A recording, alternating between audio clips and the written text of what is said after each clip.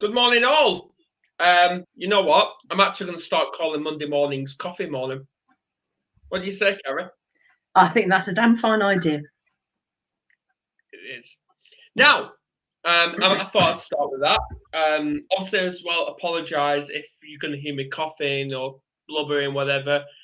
I've come under the weather, but you can't keep a trooper down for long. Now, today we've got Kerry Burr. She describes herself as a human GPS. Now, we're going to find out why. All I've got to say is welcome, Kerry. Thank you. Thank you for having me here today. You're most welcome. Now, I'm going to start with some quick fire questions. Favorite weather? Oh, it's got to be the sun, hasn't it? Really, warm and sunny. Yeah. Favorite season? Oh, crikey. I don't think I have a favourite season. I like them all for all very different reasons, obviously. Yeah. Okay. Yeah. Easter or Christmas? Um,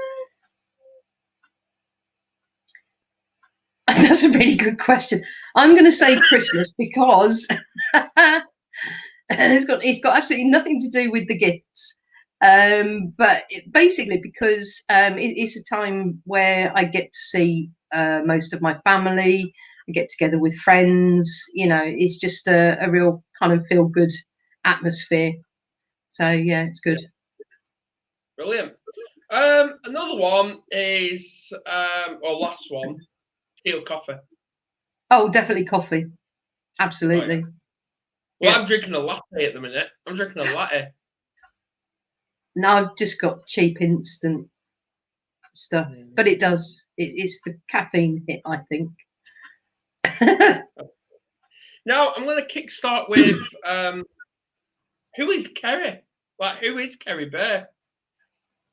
Well, who am I? Who I see myself as will be very different to who others see me, or who others think I am, or believe I am. Wow, I can't remember the last time I was asked to actually kind of describe myself. I'm animal lover, mum to two rather noisy on occasion fur babies. I love driving, walking, photography, music. Music is a huge passion. And most of all, I have a real passion for helping others. Yeah. Yeah. We'll get into that. Why you help Mm. people. Now, obviously, this is where like it comes to like who was Kerry like growing up? Like, was she the class clown? Was she? I'm going to say bluntly, was she the smart ass?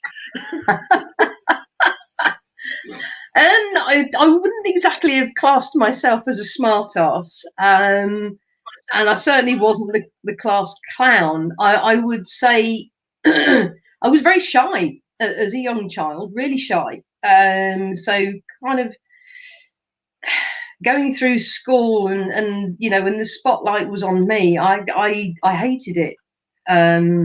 In class, actually in class, having to answer questions and being picked on to read bits and pieces out, or explain a particular mathematical whatever it was. But I did just very much kind of just I used to sit there, head down, get on with the work. As I said, music was a huge part of my life. Well, it still is, but probably not quite as much as it was then. I taught myself to play the drums. I learnt to play the guitar, violin, saxophone, quite a few different instruments. None of them brilliantly, hasten to add. But nevertheless, I could carry a tune. And so I used to spend a lot of my spare time at school in the music department. So actually being asked to perform as people filed into the morning assemblies was absolutely fine. I think it's a little bit like, although it was me, it was part of me, and I was on show. I was doing something that I absolutely loved doing, and that, of course, makes all the difference, doesn't it? But I wasn't having to stand there and actually speak to people or speak in front of people. So I think, it was. Yeah, that's interesting actually, because I didn't realise it had been with me for that long. But yeah, so there we are in a bit of a nutshell. Well, there you go then. Yeah, Hey, we have to open up at some point, don't we? absolutely. Now, obviously, I want to know, why do you call yourself like the human GPS? Okay, well, so I'm a master NLP coach and hypnotherapist now. NLP, for those that may have heard the term but don't know what it is neuro-linguistic programming, which of course is all to do with the brain, or more precisely, the unconscious mind. And the unconscious mind, the brain, whatever we want it, we'll refer to it as the brain, because it's most people understand what we're talking about then. I mean that in the most respectful way as well, because the unconscious mind and the brain are two very, very, very complex areas, and ones that I've been absolutely fascinated with over the years. But imagine the brain, our brains are our inbuilt computers. Yeah, they're our navigation systems. They guide us through life, through every single experience that we have, every event that we encounter, whether good or not so good. So, we all, what it's like. Most people know what it's like. They get into a car, they need to get somewhere that they've never been before. They're not sure on the direction, so they punch the desired, the location, their desired destination, if you like, into their sat nav, their GPS system in the car. Hit the start button or the go button or whatever, and lo and behold, there on the screen are these wonderful little maps with directions, and usually a very annoying voice that tells you you've gone the wrong way and you need to turn around whenever possible. But yeah, so essentially, yeah, the human GPS, it's there. Exactly. Yeah, you were saying that the GPS can be annoying at times. Bloody hell. Yeah, it can. Especially when it directs you to a dead end. Oh yeah, I've had that before. Yeah. But obviously, Yeah. you're total opposite. You're total opposite to that. You actually guide them to the right direction, and it's always accurate. But then you just see, throw that out there. Yeah. No, you're absolutely right. I do, but I have to say that whilst I facilitate that little process, I'm actually helping my clients to achieve their desired outcome. There's quite a few misconceptions about NLP, in as much as some will think that it's mind manipulation. Well, they're not wrong, but it's those of us that have the ability to use these skills and techniques. We're not doing it for us. We're doing it for the clients. So whatever the client wants to achieve is our ultimate goal for them. But all we can do is facilitate. It's down to each individual client to actually do the work themselves. So, but yeah. Oh yeah. Because obviously we can guide them, and we can offer as much support as we can. It's up to that person to actually take that first step themselves. Yeah. Definitely. Yeah. So obviously, go on. No, I was going to say that it's something, as I said before, it's something I'm very, very passionate about, actually helping people. So I'm very distracted by the very weird looking patterns that keep appearing on my face. Ignore them. Yeah, so it's something that I'm really, really passionate about, and I have been for a long, long time. But I always believed that I needed to experience life before I could effectively help others. And I have to say, I've experienced a few things in my life that definitely helped. Would you like to talk about that? Yeah, I mean, sort of moving on from from secondary school, I guess. There were things that I wanted to do. I really, really wanted to do, but those opportunities weren't available to me at the time. And whilst I wasn't encouraged to pursue those dreams, I wasn't discouraged either. But I think there was a certain amount of expectation as to how I should behave, who I should be, the kind of person that I should be, how my future should pan out. I mean, we're talking. I mean, I grew up in the '70s and the '80s. So by September in 1989, I was married. I was 20 years old and I was married. And whilst it wasn't a bad marriage by any stretch of the imagination, it wasn't right. I mean, it wasn't right in as much as, we were best friends. We had some great times together, but that was it. That's all it was. It was a marriage in name only, essentially. So 11 years later, we went our own separate ways.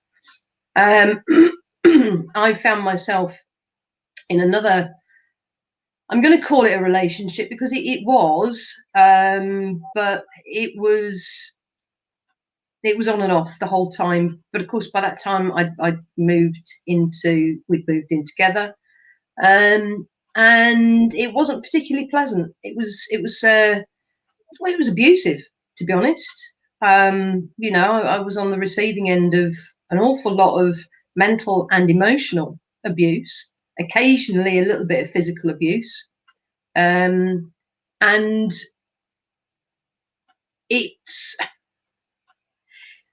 anybody who's been through it will understand, and maybe even anyone who's listening into this now, who's in the middle of it all, will know that it's not always the fear that keeps you there, as in the fear of the other person.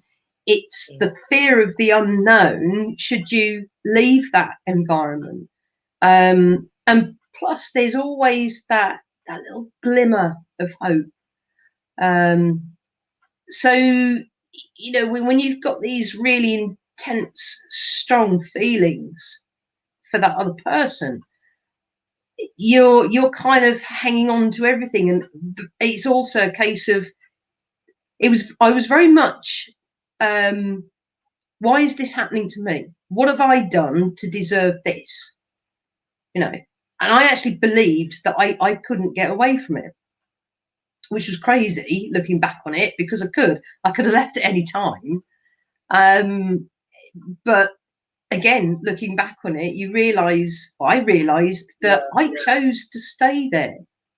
So I allowed myself to go through all of that by choosing to stay there. I could have chosen to leave. So, it's important to realize that we do all have choices. And it's what happens in our lives are the results of the choices that we make. So effectively, we actually have an awful lot of control over our lives. Yeah. Then I'd been there, I suppose, for maybe 5.5 years, and I had a nervous breakdown.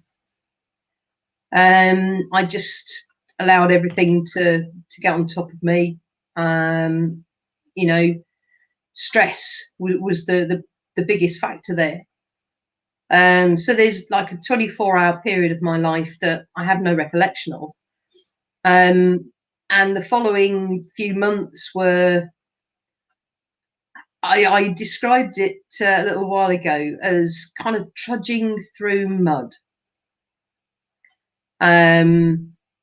You know, it was a struggle. It was a real hard struggle. And most days it was a case of, well, I knew I was awake, you know, and for a while there, it was actually difficult to string sentences together, to string words together, to make actual sentences that could be, well, that could be understood. Yeah. My GP said that I had depression, put me on antidepressants, which didn't agree with me, so I gave up taking them after about a week. I had to have two-hour assessments with the local psychiatric team, and I mean they were quite. It was quite traumatic, actually. It is the only way I can describe that, because obviously they were asking a whole load of questions, and they were asking questions about things that I, at the time, wasn't really ready to face and talk about. But I felt that I had to talk about them so that they knew what was going on in here, that had caused the nervous breakdown in the first place, and obviously the subsequent depression. So all this was going on. So I had the nervous breakdown in the November. This was 2006. By February 2007, I'd had these two assessments, and it had been confirmed that I needed to have at least 1 hour a week for the next 12 months, or for at least 12 months, of psychotherapy.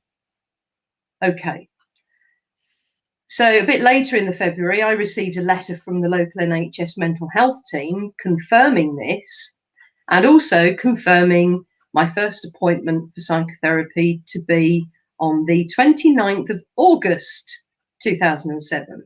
So 6 months I was expected to wait. And I'm thinking, psychotherapy is kind of one up from, it's further up than counselling. Yeah. You know, if I'm that bad that I need psychotherapy, why the hell have I got to wait 6 months before I can actually get that help? It became obvious to me over the next few weeks, oddly, that the nervous breakdown was my wake-up call. And I realised that I didn't want to continue living the way that I was. I didn't want my life to be as it was, or as it had been up to that point. And now I have to say here that despite having been diagnosed with depression, I didn't have any suicidal thoughts, thankfully. It was almost like a revelation.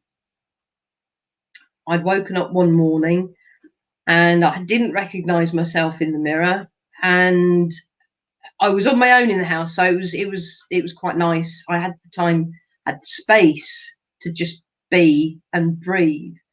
And I did a lot of thinking that day, and I realised that, you know, my life had to change. It had to change. It had to get better.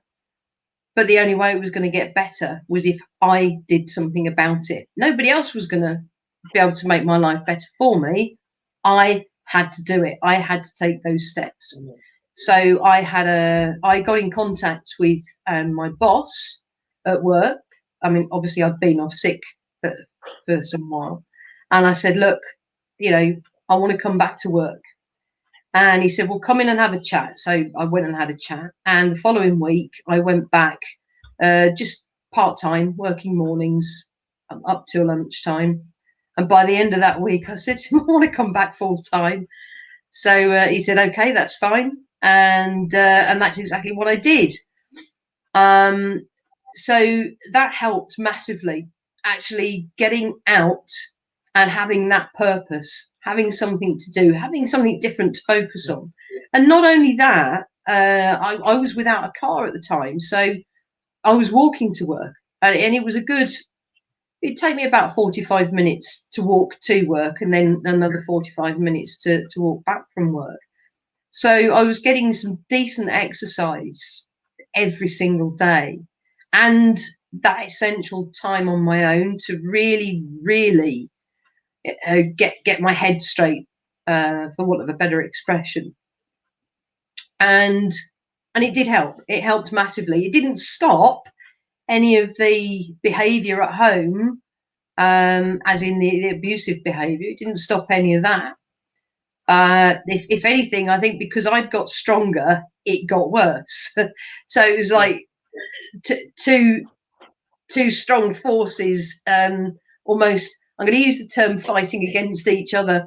I mean, there was no physical fighting from my side, but there was a lot of retaliation, verbal retaliation, but more in the way of, when I say retaliation, not sort of being verbally abusive to the other person, just basically standing up for myself.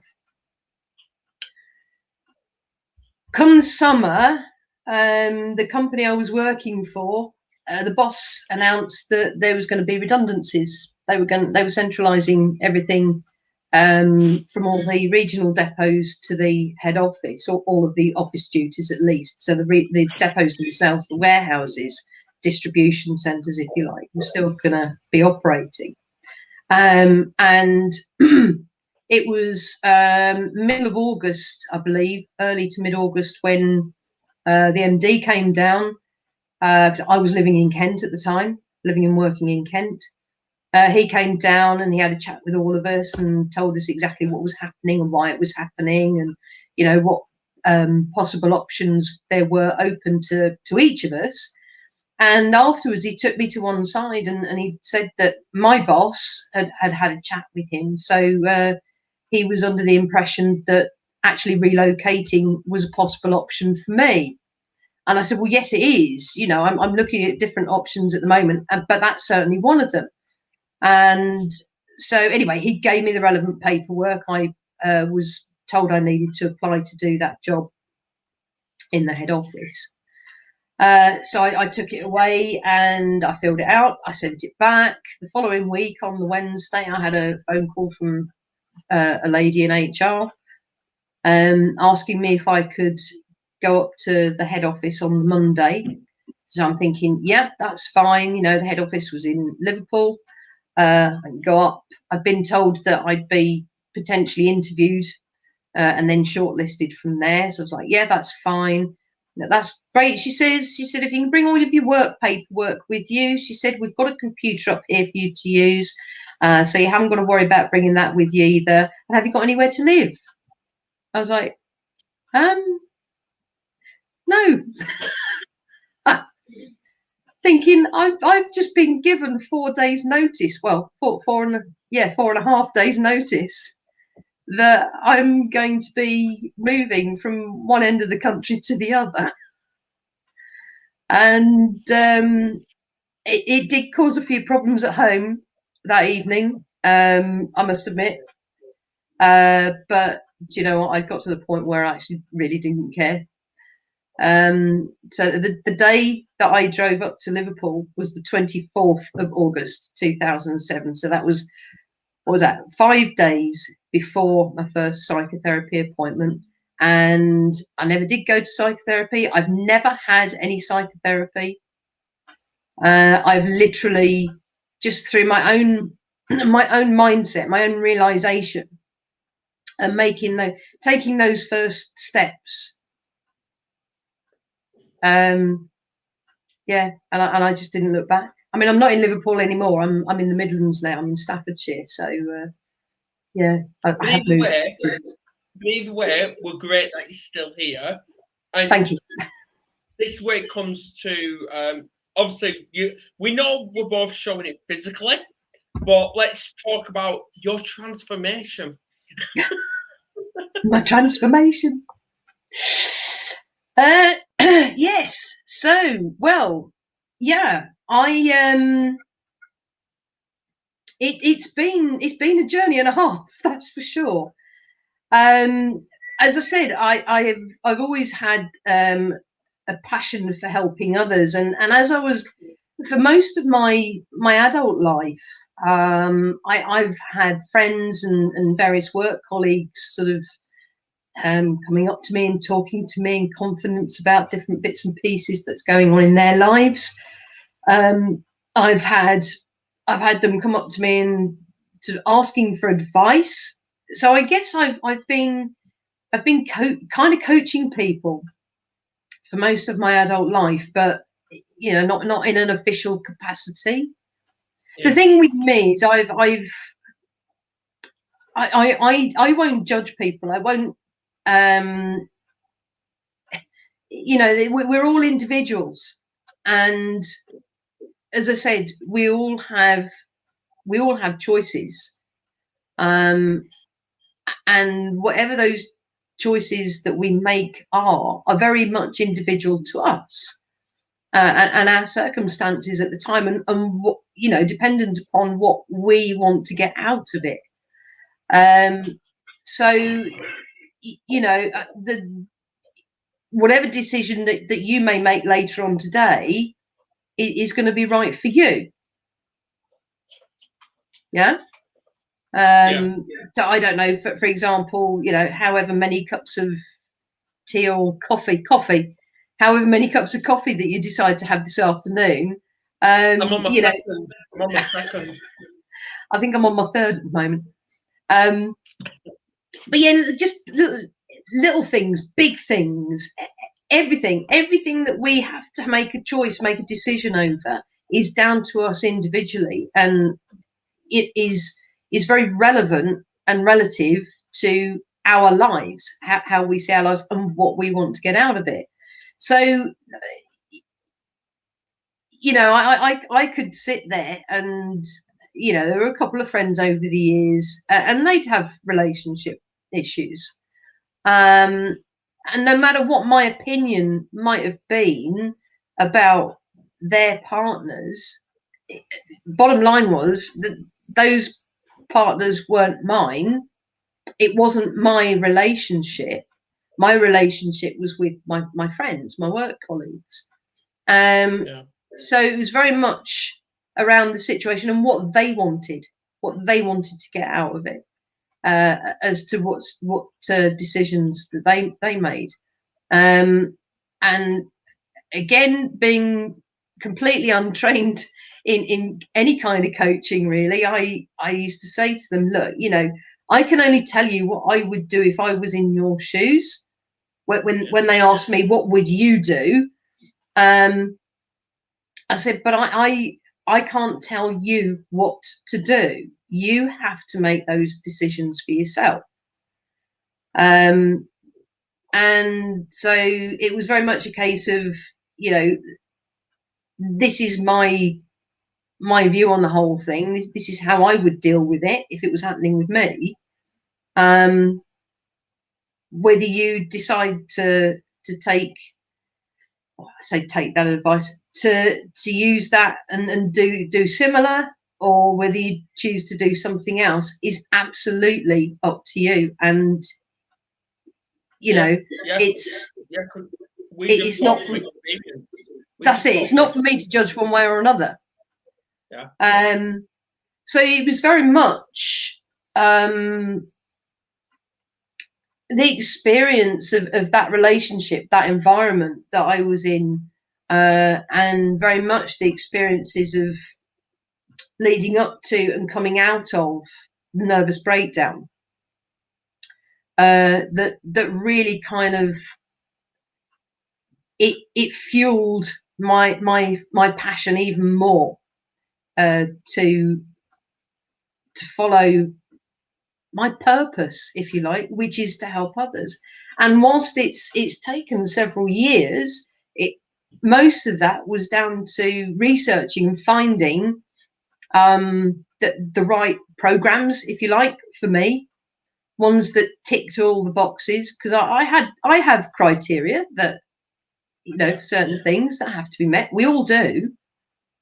But in this particular instance, I was not going to settle for second best. So when I discovered NLP coaching and realised that it covered exactly what it covers, and exactly what it enables me to do in terms of helping other people, it ticked every box and a few more that I'd never even thought of. So that's where I am now. How have you not wrote a book? Oh, I am writing a book. Oh, there you go. Yes, I am writing a book. It's a bit slow at the moment because I've got, well, certainly the last few weeks, I've been doing quite a lot of reading, quite a lot of studying, because even for us master practitioners, coaches, you know, there's still lots to learn. And obviously I've been working with clients as well. So, you know, yes. So I will be writing some more. My plan is to have it finished by the end of the year. Brilliant, brilliant. And that's when I want to catch up with you then, start of next year. So Brilliant. We'll get it in the diary at some point. That'd be fab. But all I've got to say is thank you for everything you're doing. Well, thank you for having me on today. I've really appreciated it. You're most I've welcome. enjoyed it. You're most welcome. Please do not be a stranger. I won't. I definitely won't. Now we connect. We have this connection now, so you know we could chat. Yes. We can have regular catch ups. Absolutely. Yeah. Absolutely. I know I've got a lot of podcasts coming up. Fabulous. But anyway, yeah, that's all I've got to say is thank you for coming on. Thank you for everything you're doing. My pleasure. And I know you're just going to get stronger because as it is, once you hit rock bottom, the only way is up. Definitely. And I do believe that occasionally, sometimes we have to hit that rock bottom to realise it's that, as I said, that the nervous breakdown was a wake up call. And I think sometimes we all need that wake up call. We do. But it was all positive from there on. And on that note, I'm going to end this podcast now. Thanks for everyone that will be tuning in at some point, wherever they are. And all I've got to say is, please join me at 3 o'clock today, where I'm going to be joined by Gail Nicholson. That's going to be talking about her story. So, and when I've read her bio, all I've got to say is, wow. Okay. Oh, I'm going to have to watch this then. Absolutely, yeah. Watch the space. But anyway, I'm going to end this podcast now, so I've got to say cheerio. Thank you, Adam.